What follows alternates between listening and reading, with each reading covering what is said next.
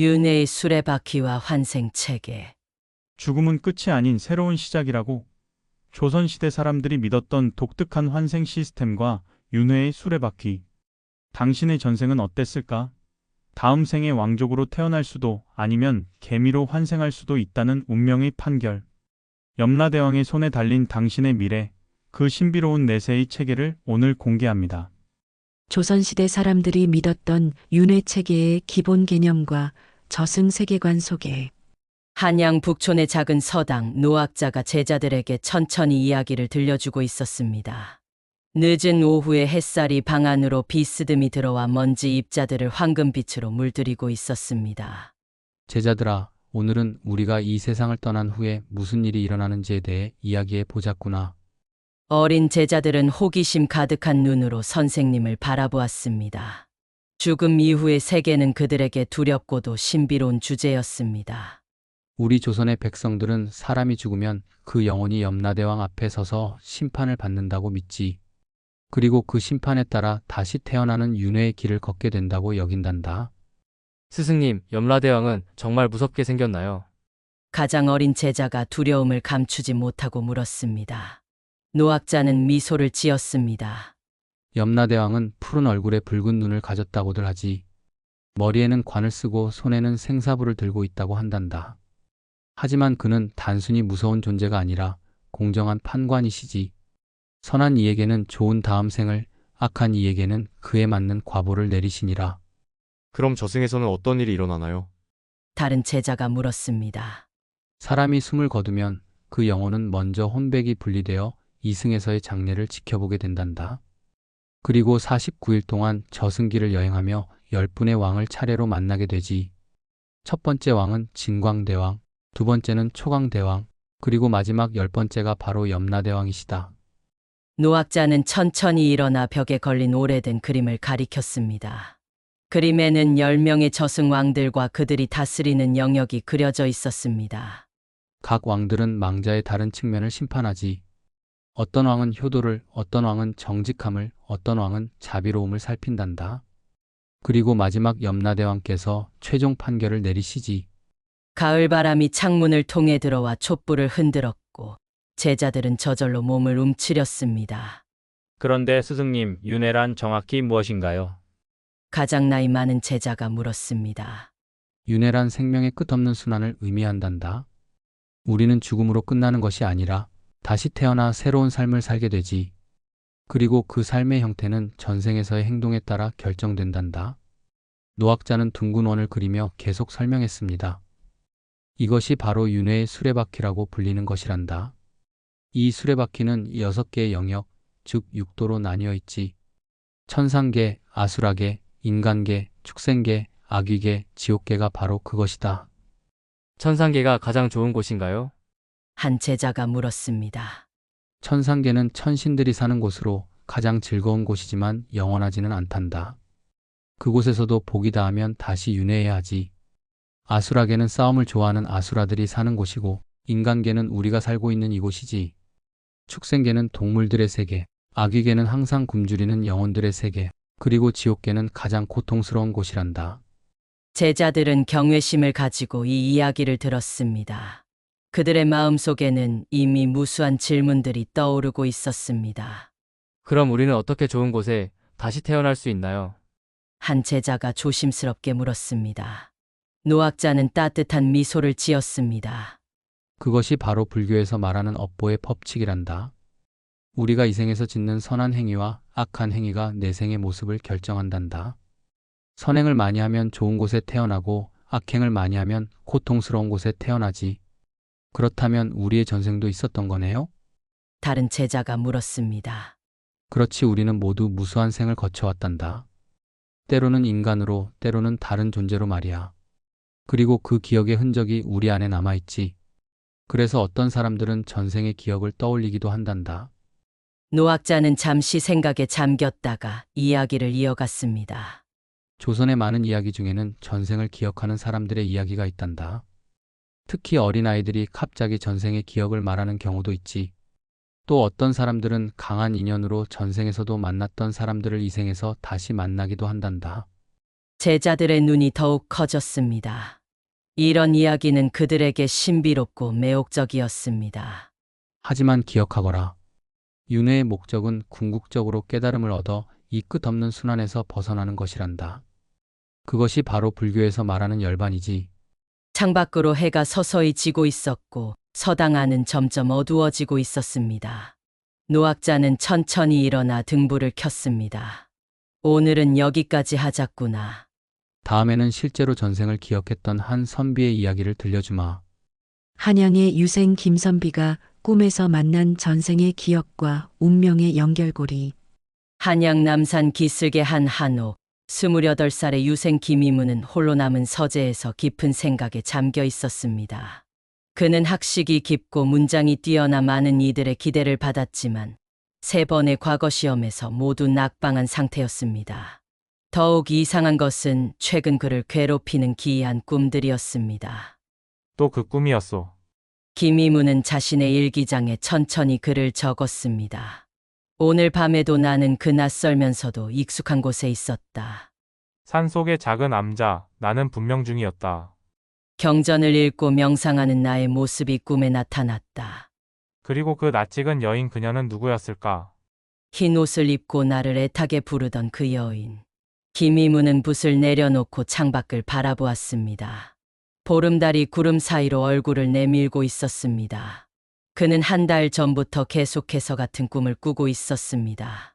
꿈속에서 그는 언제나 승려의 모습이었고 그 꿈은 너무나 생생해서 마치 자신이 실제로 경험한 일처럼 느껴졌습니다. 혹시 이것이 전생의 기억일까? 그는 중얼거렸습니다. 김이무는 평소 불교에 관심이 있었지만 유교를 공부하는 선비로서 그런 생각을 품는 것은 적절치 않다고 여겼습니다. 하지만 계속되는 꿈은 그를 혼란스럽게 만들었습니다. 다음 날 아침 김이무는 스승을 찾아갔습니다. 그의 스승 이학봉은 한양에서 가장 학식 깊은 학자 중 한 명으로 알려져 있었습니다. 스승님, 이상한 꿈에 관해 여쭤보고 싶습니다. 김이문이 조심스럽게 말을 꺼냈습니다. 이학봉은 그를 관심 있게 바라보았습니다. 어떤 꿈인가? 김이문은 자신이 꾸는 꿈에 대해 상세히 설명했습니다. 승려였던 자신, 계속해서 나타나는 여인, 그리고 그 꿈이 얼마나 실제처럼 느껴지는지에 대해 말입니다. 이학봉은 깊이 생각하다가 말했습니다. 희문아, 공자께서는 괴력난신을 말하지 않으셨다. 하지만 우리 조상들은 오래전부터 윤회와 전생에 대한 이야기를 전해왔지. 특히 불교에서는 이를 중요한 가르침으로 여기고 있다. 그럼 제 꿈이 정말 전생의 기억일 수도 있다는 말씀이신가요? 그럴 수 있다. 특히 꿈이 계속해서 반복되고 그토록 생생하다면 더욱 그렇지.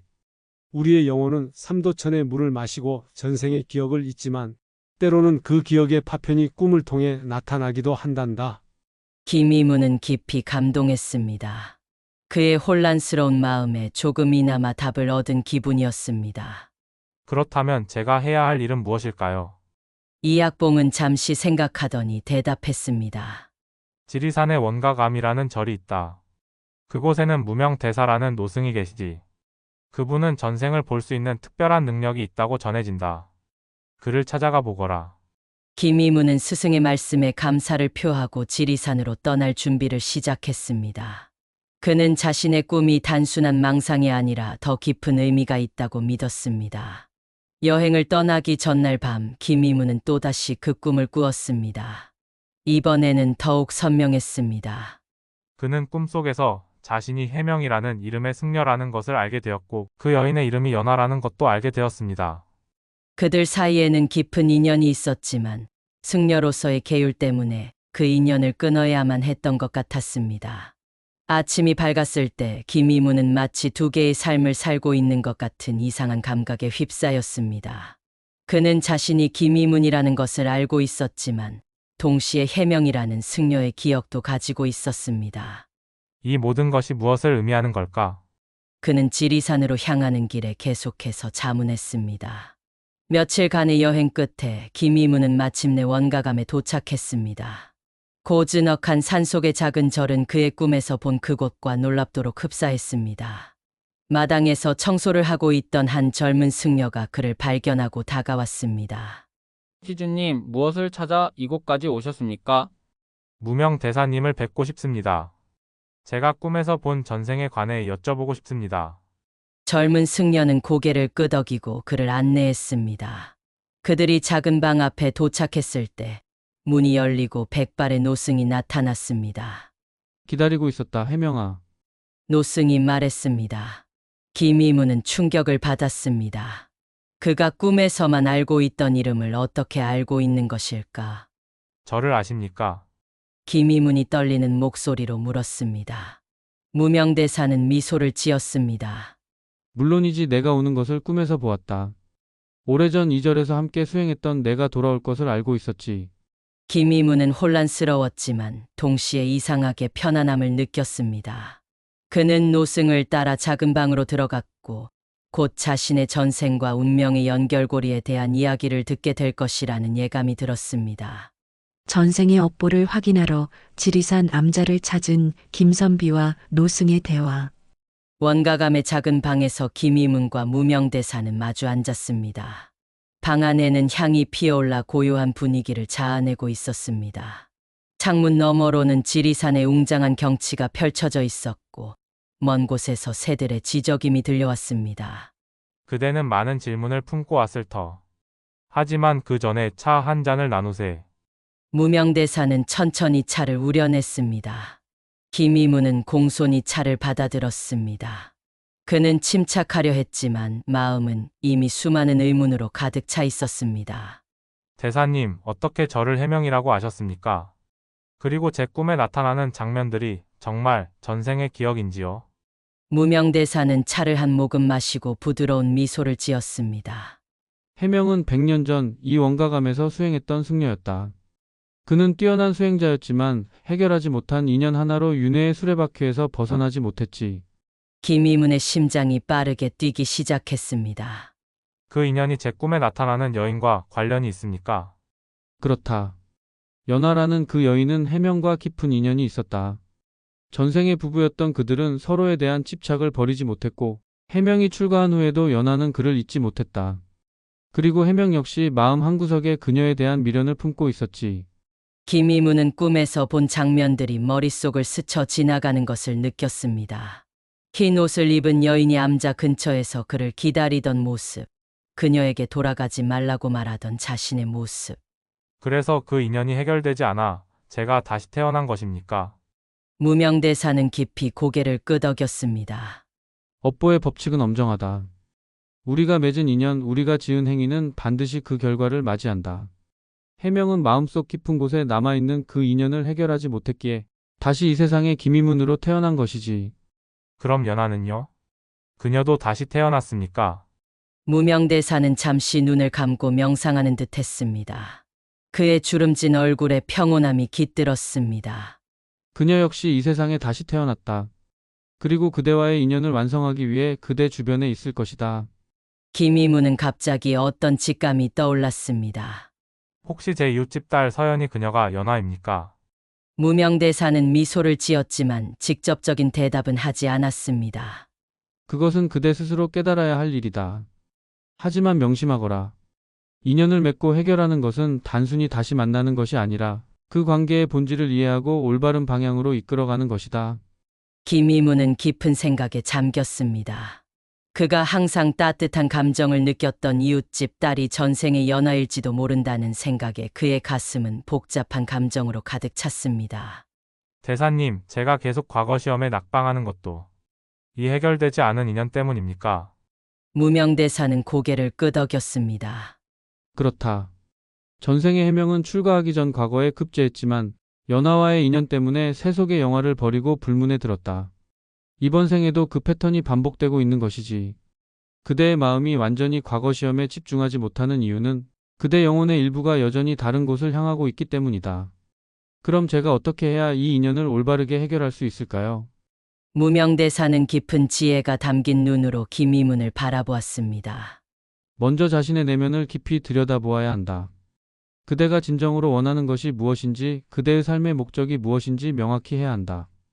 전생의 해명과 연화의 이야기는 그저 그대에게 길을 보여주는 나침반일 뿐, 그대는 자신만의 새로운 길을 걸어야 한다.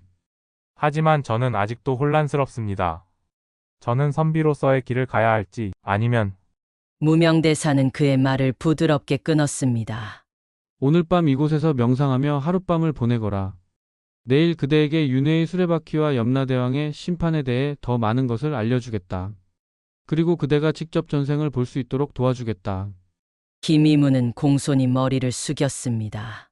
그의 마음은 여전히 많은 질문으로 가득했지만 동시에 이제 막 진실의 문턱에 서 있다는 느낌이 들었습니다. 감사합니다, 대사님. 명상을 통해 제 내면의 목소리를 듣도록 하겠습니다. 무명대사는 온화한 미소를 지으며 방을 떠났고 김이문은 혼자 남아 명상을 시작했습니다.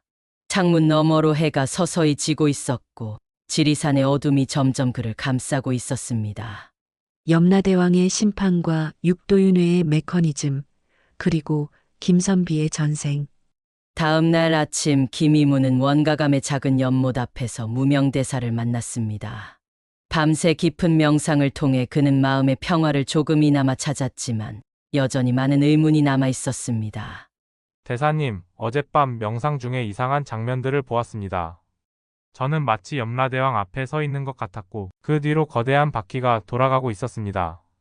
무명대사는 만족스러운 표정으로 고개를 끄덕였습니다. 그대의 영혼이 전생의 기억을 조금씩 되찾고 있는 것이다. 오늘은 윤회의 수레바퀴와 염라대왕의 심판에 대해 더 자세히 이야기해 주겠다. 두 사람은 작은 정자로 걸어갔습니다. 아침 안개가 산 사이로 흘러내리는 모습이 마치 시간의 강물 같았습니다. 윤회의 수레바퀴는 모든 생명이 태어남과 죽음을 반복하며 순환하는 과정을 상징한다. 이 수레바퀴는 6개의 영역, 즉 6도로 나뉘어 있지. 무명대사는 작은 나뭇가지로 땅바닥에 원을 그리고 그 안에 6구역을 나누었습니다. 첫째는 천상계, 신들이 사는 곳으로 가장 즐거운 곳이지만 영원하지는 않다. 둘째는 아수라계, 힘과 분노의 신들이 사는 곳이다. 셋째는 인간계, 우리가 살고 있는 이 세계다.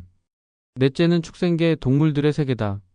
다섯째는 아귀계, 항상 굶주리는 영혼들의 세계. 그리고 마지막 6째는 지옥계, 가장 고통스러운 곳이지. 김이문은 진지한 표정으로 경청했습니다. 그럼 우리는 어떻게 어느 영역에 태어날지 결정되는 것입니까? 그것이 바로 염라대왕의 심판이다. 사람이 죽으면 그 영혼은 저승의 문을 지나 삼도천을 건너고 49일 동안 10분의 왕을 차례로 만나게 된다. 그리고 마지막으로 염라대왕 앞에 서게 되지. 무명대사는 계속해서 땅바닥에 그림을 그리며 설명했습니다. 저승의 문 삼도천, 그리고 10명의 왕이 앉아있는 법정이 모습을 드러냈습니다. 염라대왕 앞에는 업경대라는 거울이 있어 그 거울에 망자의 모든 행적이 비춰진다. 그리고 그 옆에는 생사부가 있어 모든 생명의 수명과 행적이 기록되어 있지. 염라대왕은 이를 바탕으로 망자가 다음 생에 어느 영역에서 태어날지 결정한다. 김이문은 눈을 크게 뜨고 물었습니다. 그렇다면 제 전생인 해명은 어떤 심판을 받았습니까? 무명대사는 잠시 눈을 감고 깊은 명상에 잠겼다가 다시 눈을 떴습니다. 해명은 수행자로서 많은 선행을 쌓았지만 연화에 대한 미련을 완전히 버리지 못했다. 염라대왕은 그에게 인간계에 다시 태어나 그 인연을 올바르게 해결할 기회를 주었지. 그래서 그대는 김이문으로 태어난 것이다. 연하는요? 연화 역시 해명에 대한 집착으로 많은 고통을 겪었지만 그녀는 자비로운 마음을 잃지 않았다. 그녀 또한 인간계에 다시 태어나 그 인연을 완성할 기회를 얻었다. 김이문은 깊은 생각에 잠겼습니다. 만약 자신이 전생의 해명이고 이웃집 딸 서연이 전생의 연하라면 그들이 다시 만난 것은 우연이 아닌 필연이었던 것입니다. 대사님, 그럼 업보란 무엇인가요? 운명은 이미 정해져 있는 것인가요? 무명대사는 고개를 저었습니다. 업보는 우리가 지은 행위의 결과다. 하지만 우리는 항상 선택의 자유를 가지고 있다. 전생의 행위가 현재의 상황을 만들었지만 그 상황에서 어떻게 행동할지는 전적으로 그대의 선택이다. 그렇다면 내가 과거 시험에 낙방하는 것도 서연과의 관계도 모두 내 선택에 달려 있다는 말씀이군요. 그렇다. 해명과 연하의 이야기는 그저 그대에게 주어진 배경일 뿐 앞으로의 이야기는 그대가 써나가야 한다. 무명대사는 작은 사발에 물을 담아 김이문에게 건넸습니다. 이 물을 마시고 다시 명상에 잠겨보거라. 그대의 전생을 더 명확히 볼 수 있을 것이다. 김이문은 공손히 사발을 받아 물을 마셨습니다. 물은 이상하게도 달콤하면서도 약간 쓴맛이 났습니다. 그는 눈을 감고 명상에 들어갔습니다. 순간 그의 의식은 먼 과거로 끌려갔습니다. 그는 자신이 해명이 되어 염라대왕 앞에 서 있는 것을 보았습니다. 염라대왕은 푸른 얼굴에 붉은 눈을 가진 위험 있는 모습이었고 그 앞에는 큰 거울이 있었습니다. 해명, 너는 수행자로서 많은 공덕을 쌓았다. 염라대왕의 목소리가 울려 퍼졌습니다. 하지만 연하에 대한 미련을 버리지 못했기에 아직 열반에 이르지 못했다. 내가 다시 인간으로 태어나 그 인연을 올바르게 해결한다면 그때는 깨달음에 이를 수 있을 것이다. 장면이 바뀌고 김이문은 윤회의 수레바퀴 앞에 서 있는 자신의 모습을 보았습니다. 거대한 바퀴가 천천히 돌아가며 6개의 문이 번갈아 그의 앞에 나타났습니다. 염라대왕의 지시에 따라 그는 인간계로 향하는 문으로 걸어 들어갔습니다. 그리고 다시 의식이 현재로 돌아왔을 때 김이문은 충격과 깨달음으로 눈을 크게 떴습니다. 그는 이제 자신의 과거와 현재 그리고 앞으로의 선택에 대해 더 명확히 이해하게 되었습니다. 저는 이제 알겠습니다. 제가 무엇을 해야 할지 조금씩 분명해지고 있습니다. 무명대사는 미소를 지었습니다. 그것이 바로 깨달음의 시작이다. 그대는 이제 전생의 인연을 올바르게 해결할 준비가 되었다. 업보의 법칙을 깨닫고 삶을 바꾸기로 결심한 김선비의 새로운 여정. 원가감에서의 깨달음을 얻은 김이문은 한양으로 돌아가는 길에 많은 생각에 잠겼습니다. 봄비가 내리는 길을 걸으며 그는 자신의 전생과 현재 그리고 앞으로의 선택에 대해 끊임없이 고민했습니다. 무명대사의 가르침은 그의 마음 깊은 곳에 자리 잡았고 이제 그는 자신의 업보를 올바르게 풀어나가기 위한 결심을 굳혔습니다. 한양에 도착한 첫날 김이문은 곧바로 스승 이학봉을 찾아갔습니다. 스승은 그의 얼굴에 깃든 변화를 즉시 알아차렸습니다. 희문아, 내 얼굴이 달라졌구나. 지리산에서 무엇을 얻었느냐? 김이문은 깊이 고개를 숙이며 대답했습니다. 스승님, 제가 누구인지 무엇을 위해 살아야 하는지 알게 되었습니다. 제 전생과 현재 그리고 앞으로의 길을 보았습니다. 이학봉은 만족스러운 미소를 지었습니다. 그렇다면 내가 선택한 길은 무엇이냐? 저는 더 이상 과거 시험에 매달리지 않기로 했습니다. 대신 제 지식을 사람들에게 나누고 특히 가난한 아이들에게 글을 가르치는 서당을 열고자 합니다. 스승의 눈이 커졌습니다. 그것은 쉽지 않은 길이다. 선비로서 과거에 급제하여 관직에 나아가는 것이 통상적인 길인데 김이문은 단호하게 고개를 끄덕였습니다. 제 전생의 해명은 출가하여 많은 이들에게 가르침을 전했습니다. 이번 생에도 저는 비슷한 길을 걸어야 한다고 느낍니다. 다만 승려가 아닌 선비로서 사람들을 가르치고 도움을 주는 것이 제 업보를 해결하는 길이라고 생각합니다. 이학봉은 한동안 침묵했다가 천천히 고개를 끄덕였습니다. 내가 그토록 확신한다면 나도 내 선택을 존중하마. 그러나 한 가지 물어보겠다. 내 이웃집 서영과의 인연은 어떻게 할 생각이냐? 김이문의 얼굴에 미묘한 변화가 스쳤습니다. 그녀가 제 전생의 연화임을 알게 되었습니다. 하지만 이번에는 다른 방식으로 그 인연을 해결하려 합니다. 전생의 해명은 승려로서 계율 때문에 그 인연을 끊었고 그것이 미해결된 업보가 되었습니다.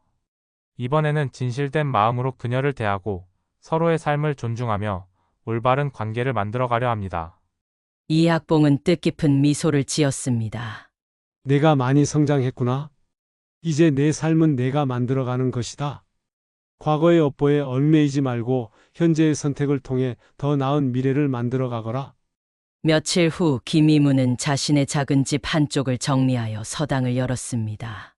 그는 특별히 가난한 집안의 아이들이 무료로 공부할 수 있도록 했고 점차 그의 서당은 마을에서 소문이 나기 시작했습니다. 어느 날 서당 문 앞에 한 여인이 조심스럽게 서 있었습니다. 그녀는 바로 이웃집 서연이었습니다. 희문 도련님, 이렇게 찾아와 죄송합니다. 서연이 수줍게 인사했습니다. 김이문은 그녀를 보자 가슴이 뛰는 것을 느꼈습니다. 그녀의 얼굴은 그의 꿈에서 본 연하와 놀랍도록 닮아 있었습니다. 아니요, 서연 씨 어서 들어오시오. 서연은 조심스럽게 서당 안으로 들어와 말했습니다. 제 남동생이 글을 배우고 싶어 하는데 저희 집이 가난해서 혹시 여기서 배울 수 있을까 해서요. 김이문은 미소를 지었습니다. 물론입니다. 제 서당은 모든 아이들에게 열려 있으니 남동생을 언제든 데려오시면 됩니다. 서연은 깊이 감사를 표했고 그 순간 두 사람의 눈이 마주쳤습니다. 김이문은 그녀의 눈에서 전생의 연하를 보았고 서연도 무언가 이상한 느낌을 받은 듯 잠시 움직임을 멈췄습니다. 혹시 우리가 전에 만난 적이 있나요? 서연이 조심스럽게 물었습니다. 김이문은 잠시 망설였지만 진실을 말하기로 했습니다. 어쩌면 그럴지도 모릅니다. 저는 최근에 지리산 원가감을 다녀왔는데 그곳에서 전생에 대한 많은 것을 알게 되었습니다. 서연의 눈이 커졌습니다. 저도 이상한 꿈을 자주 꿉니다. 흰 옷을 입고 산사 근처에서 누군가를 기다리는 꿈이에요. 그리고 그 꿈에서 도련님을 본 것 같아요. 김이문은 놀라움을 감추지 못했습니다. 서연 역시 전생의 기억을 조금씩 떠올리고 있는 것이었습니다. 저에게 그 꿈에 대해 더 말해 주시겠습니까? 제가 알고 있는 것과 비교해보고 싶습니다. 그들은 서당 한쪽에 앉아 오랜 시간 이야기를 나누었습니다. 서연이 꾸는 꿈, 김이문이 원가감에서 경험한 것들, 그리고 그들의 전생에 대한 이야기를 나누면서 두 사람 사이에는 묘한 이해와 공감이 형성되었습니다. 그래서 우리는 전생에서부터 이어진 인연이라는 말씀이신가요? 서연이 물었습니다. 김이문은 진지하게 고개를 끄덕였습니다. 무명 대사님께서는 우리가 해결하지 못한 인연이 있다고 하셨습니다. 하지만 이번 생에는 그 인연을 올바르게 해결할 기회가 있다고 하셨습니다. 올바르게 해결한다는 것이 무슨 의미인가요? 김이문은 잠시 생각에 잠겼다가 대답했습니다. 서로를 존중하고 각자의 삶의 목적을 이해하며 집착이 아닌 진정한 마음으로 서로를 대하는 것이라고 생각합니다. 전생의 해명과 연하는 서로에 대한 미련과 집착으로 고통받았지만 이번에는 달라질 수 있습니다. 서연은 깊이 생각하더니 부드럽게 미소 지었습니다. 그렇다면 우리의 인연이 어떻게 풀어질지 함께 지켜보는 것도 좋을 것 같네요. 이렇게 해서 김이문과 서연은 새로운 관계의 시작점에 서게 되었습니다. 그들은 과거의 업보에 얽매이지 않고 현재의 선택을 통해 자신들의 인연을 올바른 방향으로 이끌어가기로 결심했습니다. 세월이 흐른 후 지리산 암자를 다시 찾은 김선비와 윤회의 진정한 의미. 10년의 세월이 흘렀습니다. 김이문의 작은 서당은 이제 한양에서 널리 알려진 학당으로 성장했고 그곳에서 배운 제자들은 각자의 위치에서 사회에 기여하고 있었습니다. 김이문은 38세가 되었지만 여전히 학문에 대한 열정과 제자들을 가르치는 기쁨을 잃지 않았습니다. 그리고 서연은 그의 아내가 되어 함께 학당을 운영하며 특히 여학생들에게 글과 예술을 가르치는 일을 맡았습니다.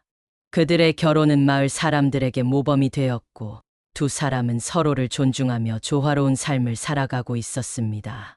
어느 가을날 김이문은 문득 지리산 원가감이 그리워졌습니다. 그는 서연에게 함께 원가감을 방문하자고 제안했고 서연은 기쁘게 동의했습니다. 10년이 지났으니 무명 대사님께서 어떻게 지내시는지 궁금합니다. 그리고 당신에게도 그곳을 보여주고 싶었어요. 두 사람은 제자들에게 학당을 맡기고 지리산으로 향했습니다. 긴 여정 끝에 마침내 원가감에 도착했을 때 김이문은 이상하게도 모든 것이 처음 방문했을 때와 똑같이 보존되어 있다는 느낌을 받았습니다. 마치 시간이 멈춘 것 같군요. 서연이 경이로운 표정으로 말했습니다. 그들은 암자로 들어가 무명대사를 찾았습니다. 놀랍게도 노승은 10년 전과 똑같은 모습으로 작은 정원에서 차를 마시고 있었습니다. 그는 마치 두 사람의 방문을 기다리고 있었다는 듯이 미소를 지었습니다. 해명과 연하 아니 이제는 김이문과 서연이구나. 너희가 올 것을 알고 있었다. 김이문과 서연은 공손히 인사를 드렸습니다. 대사님, 10년 만에 찾아뵙습니다.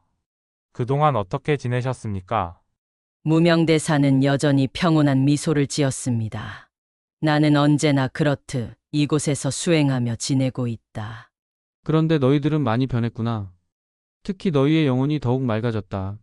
그들은 작은 정자에 앉아 차를 마시며 지난 10년간의 이야기를 나누었습니다. 김이문은 자신이 어떻게 서당을 열어 가난한 아이들을 가르쳤는지, 서연과 어떻게 인연을 이어갔는지, 그리고 그들이 함께 만들어낸 조화로운 삶에 대해 이야기했습니다. 무명대사는 깊은 이해가 담긴 눈으로 그들의 이야기를 경청했습니다.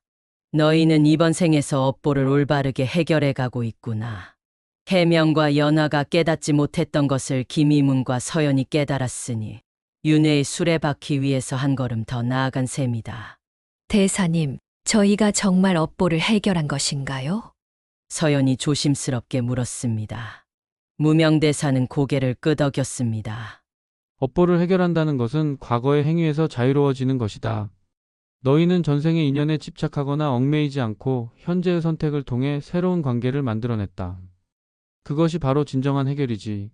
김이문은 깊은 생각에 잠겼다가 물었습니다. 대사님, 저는 아직도 한 가지 궁금한 점이 있습니다. 윤회의 진정한 목적은 무엇인가요? 단순히 좋은 업보를 쌓아 더 나은 삶을 사는 것뿐인가요? 무명대사는 커다란 나무를 가리켰습니다. 저 나무를 보아라. 나무는 봄에 꽃을 피우고 여름에 잎이 무성해지며 가을에 열매를 맺고 겨울에 잎을 떨어뜨린다. 그리고 다시 봄이 오면 새로운 순환이 시작된다. 이것이 자연의 이치다. 무명대사는 잠시 침묵했다가 이어서 말했습니다. 윤회도 마찬가지다. 윤회의 진정한 목적은 단순히 더 나은 삶을 사는 것이 아니라 모든 존재가 자신의 본성을 깨닫고 완전한 조화에 이르는 것이다. 염라대왕의 심판도 육도윤회도 모두 그 과정의 일부일 뿐이지. 서연이 궁금증을 참지 못하고 물었습니다. 그럼 저희는 언제 윤회에서 벗어날 수 있나요? 무명대사는 미소를 지었습니다. 그것은 너희들의 선택에 달려있다. 완전한 깨달음을 얻고 모든 집착에서 자유로워질 때 너희는 윤회의 수레바퀴에서 벗어날 수 있다. 하지만 그것이 반드시 모든 이의 목표는 아니다. 어떤 이들은 의도적으로 윤회를 계속하며 다른 존재들을 돕기도 한단다. 그의 말에 김이문은 깊은 깨달음을 얻었습니다. 그렇군요. 윤회는 벗어나야 할 굴레가 아니라 우리가 성장하고 깨달음을 얻기 위한 과정인 것이군요. 그렇다. 그리고 너희들은 이번 생에서 많은 성장을 이루었다. 전생의 해명과 연화가 미처 깨닫지 못했던 것을 김이문과 서연으로서 깨달았으니 그것이야말로 윤회의 진정한 의미다. 해가 저물기 시작했고 무명대사는 두 사람에게 암자에서 하룻밤을 묵어가라고 권했습니다. 그날 밤 김이문과 서연은 작은 방에서 명상에 잠겼습니다. 그들의 마음은 평온했고 과거와 현재 그리고 미래가 하나로 연결되는 듯한 느낌이 들었습니다. 다음 날 아침 그들이 무명대사를 찾았을 때 놀랍게도 노승의 모습은 보이지 않았습니다. 대신 그의 방에는 작은 편지가 놓여 있었습니다. 해명과 연화 그리고 김이문과 서연에게. 너희들은 이제 스스로의 길을 걸어갈 준비가 되었다.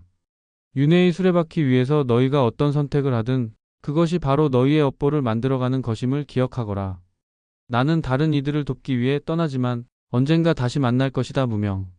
김이문과 서연은 서로를 바라보며 무명대사가 단순한 승려가 아니라 더 깊은 존재였음을 직감했습니다. 어쩌면 그는 윤회의 수레바퀴에서 자유로워진 후에도 다른 이들을 돕기 위해 이 세상에 남아있는 존재인지도 모른다는 생각이 들었습니다. 그들은 원가감을 떠나 한양으로 돌아가는 길에 자신들의 삶이 단순한 우연이 아닌 깊은 의미를 가진 여정임을 깨달았습니다. 그리고 앞으로도 그들은 서로를 존중하며 더 많은 이들을 도우며 자신들의 업보를 올바르게 만들어가기로 다짐했습니다.